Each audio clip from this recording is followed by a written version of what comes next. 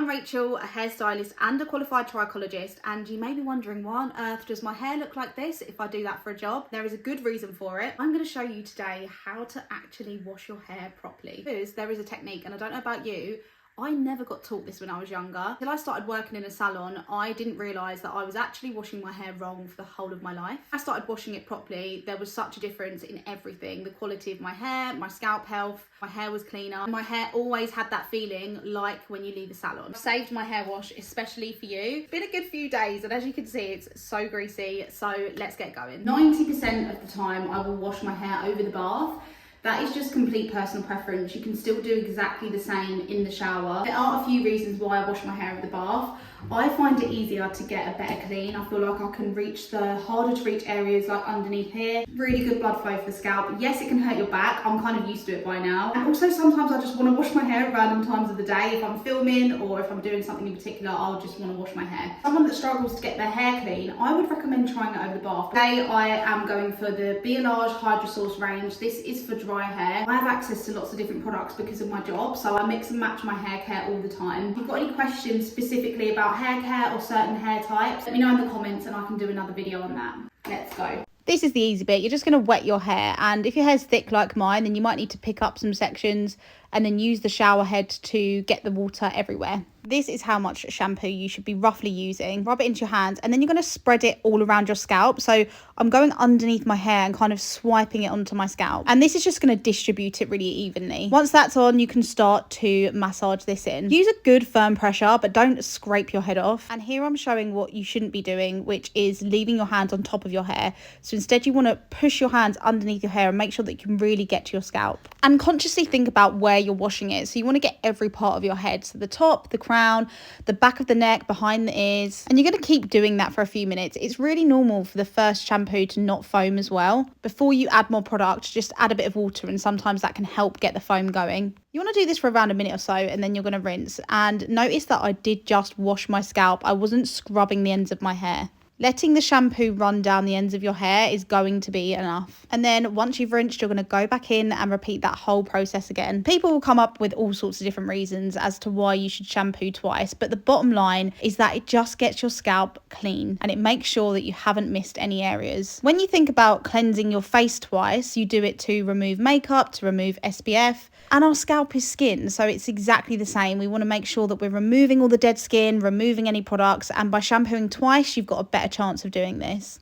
I did continue to wash my scalp for another 30 to 40 seconds, but I've cut it out because I'm sure you get the gist. And then one more thorough rinse before we apply our conditioner. You don't want your hair dripping wet when you apply your conditioner, so gently squeeze it out and then get your towel and do the same. If I don't have time, I wouldn't always sit up to do my conditioner, by the way. I would still do this over the bath, but for the purpose of the video, I'm going to sit up and show you. Now, this works the same if you are applying a hair mask as well. The only difference with conditioner is you probably wouldn't need to leave it on as long, but just follow the instructions on the back of the bottle and leave it for as long as it says. I'm still just gently squeezing the water out because when you rub the hair like that, that can cause a lot of damage too. If you want to use a t-shirt or a microfiber towel, that's totally up to you. I find a normal towel works well. This is very common for people's hair to look quite tangled before you put conditioner on. Split my hair in half, just really roughly, and bring it to the side like this. I'm then going to give it a good amount of conditioner. I'm going to start with that much. I'm going to take a little bit with my other hand and start to apply this on the ends of my hair. Just doing it really roughly. You don't have to go crazy in the sections, but it's more just so that you're covering all of the hair. And the main thing you need to take away from this is I'm not going ahead and just slapping it on the root. I'm literally just putting it on the ends, which is another benefit to flipping your head over because you can then scrunch from the ends. It makes it a little bit easier to apply. I'm getting pins and needles sitting down on my knees. Just put another little bit of conditioner from my other side. It's trial and error, so use what you need to use. You don't want to go mad, you don't need a lot, especially if you're using a really good conditioner. So I'm just grabbing sections of my hair. You can see that I've still got a bit of conditioner on each bit of my hands. You don't need to put loads and loads of conditioner on. You should be getting through your shampoo quicker than your conditioner. On the ends of my hair now. Debatable, but if you want to brush it through, you're more than welcome to. I would recommend if you have fine, fragile or bleached hair, to probably not brush it through when it's wet. However, it's totally personal preference. If I'm in a rush, I'm not going to lie, I'll be flipped over the bath, I'll put some conditioner on my ends and then I'll rinse it after a minute and I won't brush it through. Bit of hair shedding, but don't worry about that. That's completely normal when you're washing your hair. It's been about a minute. If you want to leave your conditioner on longer, go ahead. Like I said, if you're using a mask or a treatment, then read the back of the bottle and it will tell you how long you need to leave it on for. Don't go and leave it on for hours and hours, or even worse, leave it overnight. There's absolutely no benefit to doing that. It's not good to leave your hair wet for long periods of time. Then you're going to rinse. Obviously I've sped this up, but the real time frame for this was 1 minute 30 seconds. I don't time it, but it's more just to show you how long you should be rinsing for. It is the worst when you wash your hair and you get out and you still have conditioner in it, especially if you're using really good products. They can cling to the hair, so just make sure that you're spending time to really rinse them thoroughly. I'm still moving my roots around and I'm moving my hair out the way so I can really get it rinsed out properly. The best way to know that it's all out is you'll literally feel your hair squeaking when there's no product on it.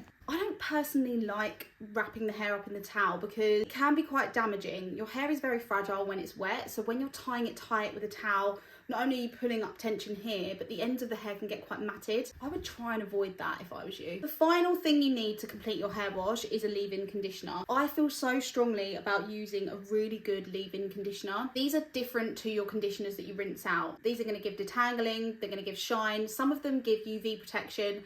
Just make sure you get a really decent one because I feel like this is a very essential part of a good hair care routine. This is the Kerastars one. This has everything you need. This particular one is very lightweight, the heat protection too. Even if you are going to let your hair dry naturally, you should use one of these with heat protection in it. It covers you. If you change your mind and you want to dry your hair or you end up curling your hair tomorrow, then at least you know you've got a bit of heat protection in there. It makes the hair feel so much nicer. It gives you that real salon finish. I would normally wait 5 or 10 minutes before applying this just so that your hair is not dripping wet because this product will just slip right off and the water is going to really dilute it. I still haven't brushed my hair yet, by the way, because this is going to really help me get that brush through. The easiest way to do this is to split your hair in half and just apply it bit by bit. I'm going to start with about this much. Oh, I just love the smell of this. This is not a conditioner that you rinse out. So yes, you want to be applying it mainly to the ends first, but you can definitely go more high up with it, because it will have a bit more of a lightweight formula. I'm already going in with a little bit more because I feel like it's not enough. And obviously it's the heat protector, so you want to make sure that all your hair is covered. And the main bit that people always forget is this area here around the hairline, especially if you've got a fringe. This is the bit where we tend to use the most heat. I'm going to do the same on the other side. You can get leave-in conditioners that are sprays if you find using a cream a bit difficult. If you're going to use a spray, I would do like 3 sprays per section. If you did brush your conditioner through and you're using the same brush, just make sure that you rinse it out because that is going to make your hair feel dirty and you're going to have product build up from your conditioner. So make sure you do that first. We're going to brush this product through starting from the bottom.